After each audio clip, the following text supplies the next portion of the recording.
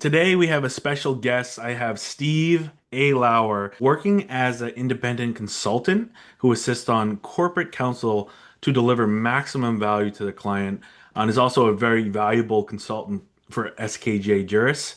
And we're here to talk, Steve, about your great article that you just wrote of counsel, legal process outsourcing. Among other benefits, a clear means of controlling or reducing costs. And I think this is a major thing that I know me and my team talk about when it comes to the value of the LPO or the value of the Global Capability Center. And it is very much a way to not only get the benefits of cost, lower cost, and efficiency, but also you're still able to control what you're outsourcing, what you're producing for your clients and for your firm. So I really love the article, and again, thank you for coming on here. Thanks very much for having me. Max, good to talk to you. And yeah, it's a subject that's near and dear to my heart, not only because I consult about those topics with corporate counsel and law departments, but also because it goes back to my experience when I was in-house as an attorney in a number of organizations, ways that I explored to deliver, as I think of it, higher value legal service to the corporate client.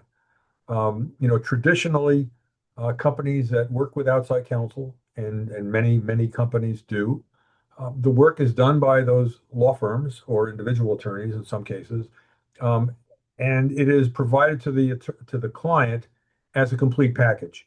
Um, in a transactional context or in the context of litigation, the lawyers have to do some research. They have Hmm. to review documents. They have to produce documents. They do some drafting. They may, on occasion, have to bring in other personnel on a temporary basis because they got to staff up quickly. That's those sorts of things.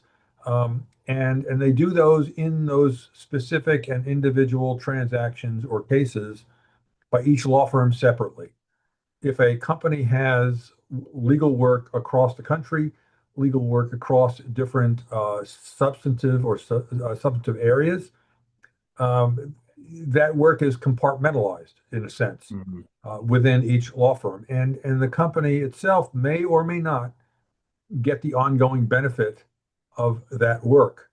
The work is done for a particular transaction, for a specific litigation, and it basically ends there. Its use ends there, even though there may be some continuing opportunity for the company itself to use the results of that work. Legal research, for example, um, is often done and performed by the law firms for the particular matter. Uh, they may or may not send it to the client. The client, having paid for it, may or may not be able to access that going forward in other contexts where its impact might be of value as well. Hmm. So by looking at the way law firms work traditionally and breaking that up so that the work that does not have to be performed by a law firm or by a lawyer, I should say, because of professional responsibility concerns, uh, essentially either removing it from the law firm or thinking of it as a more discrete part of the work, a corporate law department can extract more ongoing value from that effort than was true historically. That's Yeah. kind of the basic concept. Yeah, no, it's super. It's not just intelligent that process, but also it's you're able to have that control. And when you're talking about that, basically being very specific within the LPO. I know Mhm. you talk about this word, kind of describe in your article an LPO as unbundling legal work. This Mhm. term unbundling, can you just, for people that don't really know what an LPO is, can you just kind of help people understand what Sure. that unbundling legal work means? Yeah. That term basically captures the essence of what I just described Hmm. at length, which is, you look at what law firms have to do to represent a client in a transaction or in litigation, and you recognize that there are some aspects of that work that are not limited to being performed by attorneys for professional responsibility purposes Yeah. or reasons, and determining whether you can pull that out of the law firm entirely, and either do it internally in the law department or through a separate service provider that's not a law firm. So whether it's document review, whether it's legal research, whether it's temporary staffing, uh, uh, all of those can be performed by third-party service providers, but generally at a lower cost, but there are other ways in which they can deliver higher value. Uh, I mentioned the consistency, for example, across matters, which is a very, very important aspect of the work for a corporate law department, making sure that its work is being performed consistently, that things like document production are consistent across matters, legal research that's performed within this particular case is consistent with legal research performed in another case, and that the law department gets ongoing benefit from being able to access that and use it and reuse it as Mm. appropriate. So the unbundling is taking what has traditionally been done by law firms as a complete package and deciding whether or not parts of that package may be done in other ways at lower cost with greater value. That's a perfect way to describe it. And I think for the main thing that I got from your article, which was really great for people, for viewers, or for people that following your work or our work, is the value that you were able to present in the article. So you talk about value drivers, VRQs, or value related qualities to the LPO, and there seem to be four main levers that you talk about, which is of course cost efficiency of the LPO, consistency across cases with the LPO, accuracy, of Mhm, course, mhm, on the LPO, and then cost predictability. mhm, That one kind of stuck out to me because, businesses prefer, especially, general counsel or law firms, they prefer controlled budgets. mhm, And then especially for, I'm thinking, what LPOs are really good at, which you talk about as well, scaling your business. And mhm, so, of course, that cost predictability is going to be a huge value driver when it comes to, having access to an LPO. Just talk about those four mhm. main levers really quick, and then that kind of cost predictability kind of standing out for me, and how that can kind of relate to scaling your business as well. Well, you mentioned the term VRQs, value related qualities, which I think is a phrase I came up with when I was doing in my consulting practice years Hmm. ago, and as I was writing, and I've written several books on value that perf in some respects perfected that concept for me because Hmm. everybody wants to get high value, but the legal profession has never been able to define how value is represented in legal service. What's a high value legal service? What's a lower value legal service? It's sort of like I know it when I see it, or I know it when I feel it, but there's really been no standard way to approach that basic question. VRQs take aspects of the legal service and recognize that some of those can increase the value, some of them will decrease the value. And they reflect aspects of the matter itself. They reflect aspects of the client. They uh, uh, reflect aspects of the lawyer or law firm performing the service. And let me explain that. If I have a small slip and fall case, if I'm a client, a Hmm. company that, for example, owns a lot of retail establishments, brick and mortar stores, typically you're going to expect to have certain slip and fall number of slip and fall cases happen. Customers run into things in the store, whatever, they file cases. Those are pretty simple cases. You're not going to expect or want to have the company represented by a law firm that traditionally does antitrust work. It's a Hmm. mismatch of resources and need. Hmm. So, but if you have a small law firm of just a couple of attorneys who specialize in slip and fall cases, you'll get much higher value for that type of case from that small firm than you would from the large antitrust firm. On the other hand, if you have a large antitrust matter, you're not going to be going to the two or three lawyer firm down the street that handles slip and falls.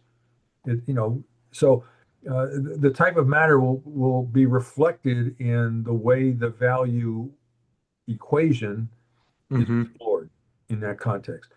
The same law firm representing two different clients that have corporate law departments, the value equation will be different for those two clients. If client A has a law department with greater internal resources, a technology section, for example, or a particular substantive specialty like IP, intellectual property, or data protection, the other law department does not have, then the law firm's service will be different for those two clients, and its value proposition will be different for those two clients. So the client will have some what I call VRQs, value related qualities. The matter will have some VRQs. The law firm will have some VRQs. Hmm. And while you don't want to have too many to work with, there are ways in which maybe two or three different VRQs for each particular matter and firm and client can be examined and used to select the way in which the service can be best provided to deliver the highest value. I mean, that's absolutely key. I love that you're able to simplify it and define it with this term of VRQs, value related qualities, because, like you said, whether it's your client, the firm, different people within your firm, when you're talking about the LPO, if you don't know where the value is and the priorities, it's Mhm. hard to make decisions. I mean, we're talking about, to decision makers every day having to make these choices, especially when it comes to an LPO. Having that kind of flexibility and adaptability within the LPO is massive. And how can you make those decisions without clearly defining it and seeing where all the values are coming from? So I think Right. I'm glad you're able to kind of go into that in your article. And Mhm. I think for one of the biggest things that kind of stood out to me in the article, the takeaway, the soundbite, was that the client, not the law firm, should control how legal work is structured to maximize value. I mean, Exactly. the biggest thing I took away from that, it's that Right. it's not the law firm, it's the client. Mhm. Just dive into that a little bit because for Well, me, that really stood out in the article. th- let me explain how that concept first arose in my mind. Hmm. Many years ago, when I was still in-house at a very large law department, probably one of the largest departments, at least at the time, the company decided that it wanted to restructure its outside legal service because traditionally different parts of the law department would independently look for and work with outside counsel that they selected, as I said, independently of other parts of the department. So we realized that that was not the most efficient and probably not the most cost-effective way to find our outside counsel. Mm. So we decided to undertake an effort across the entire range of legal service for the company, which was a very broad range because of the size and breadth of the company's business. Um, we would take a more programmatic approach. So we identified the number of firms we had on our quote approved counsel list, which was pretty large. We started by first cutting down that number. Then from that smaller number, we sent out to a group of firms an RFP, a request for proposals to perform legal service. In that document, which was consistent across the entire range of matters, we identified several areas where we wanted to basically break apart the service. Document review and production was one, temporary staffing was another, legal research was a third, and I think information capture and reuse was a fourth. And we first told the firms that we wanted them to propose to perform work described in an attachment to the document and consider doing it on an alternative fee to Mm. the hourly rate. And but also if they were to be awarded the work pursuant to their proposal, that would include the requirement that they use certain specific service providers for those four areas that we broke out from the list of Hmm. service. That was to give us the consistency across the board, lower cost, greater information, and as you said, predictability. Because Yeah. those, like for legal research, we could get research done on a uh, preset cost. If we wanted to do a 50-state survey, it would be for X dollars, as opposed to paying a law firm to do it on an hourly basis, which typically ran into a lot more than that service provider would propose. So it gave us, greater predictability, greater control, and also we had, basically the VRQs are also more easily measured than value in the abstract. So we could, on an ongoing basis, use VRQs, although I didn't use the term back then. The Hmm. concept kind of solidified for me over time. But basically, we could use those to kind of get a better handle on our legal service costs and impact going forward. I love the VRQ aspect to this. It to me it's bringing kind of analytics to the within the law firm. I mean, it's like you see this with sports. You see this how NFL coaches and sport and head coaches now use a lot of analytics Mhm. when it comes to the decision making. And it really what the VRQ does is it allows people to see more clearly where the value is to make these decisions, and it's super important not only for the firm, but like you said, to the client, and then their ability to have more of a say as well. So, Steve, this is a really good conversation. I would just say for people that are watching this, definitely go check out your article. We'll be posting it on our website as well. Is there any? I'll give you the last word though. Is there anything either in this article that makes you, now that you've written it and published it, is there anything that you left out or something that you want to summarize within it? And did it get you to think about some other things as far as your next article that you're thinking about coming up? Well, I'm still thinking about my next article, so I can't give you any insight into that yet. Uh, Yeah. but there will be more. Um, the a friend and I explored the concept of VRQs in some depth in a book we wrote several years ago, published by the American Bar Association. Um, so I guess the article is a slice of a bigger picture. Yep. Hmm. But in terms of the LPO, the legal process outsourcing part of it, I think it's more in depth than we did in that book. The book is kind of about value in broad sense, but across a broader range of topics than just LPO.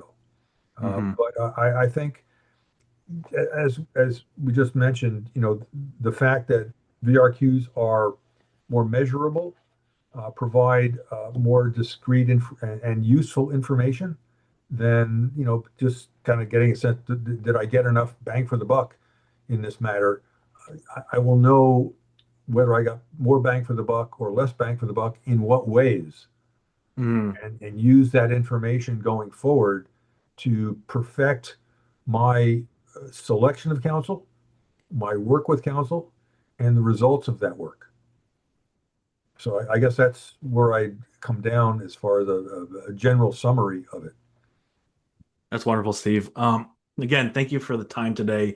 I really enjoyed your article. So for of course people that are watching, that are interested in LPOs, or honestly people that don't even know what an LPO is, definitely go check out Steve's article because it really dives into what an LPO is, how valuable it can be to law firms, and then also just for the value that you can get from an LPO, a legal process outsourcing. So, Steve, thank you again for coming on here and talking.